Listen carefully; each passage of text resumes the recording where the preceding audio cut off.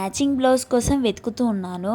ఈ జాకెట్ కనిపించింది, చూడగానే నచ్చింది. అసలు మ్యాచింగ్ అయిపోతుంది, కానీ ఎలా వస్తుందో అని అనుకున్నాను. మనం స్టిచ్చింగ్ చేసుకున్నప్పుడేమో 500, 400 తీసుకుంటారు.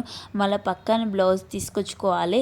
ఆ పని లేకుండా మనం స్టిచ్చింగ్ చేయించుకునే అవసరం లేకుండా డైరెక్ట్ బ్లౌజే కొనేసుకుంటే బాగుంటుంది కదా అని తీసుకున్నాను.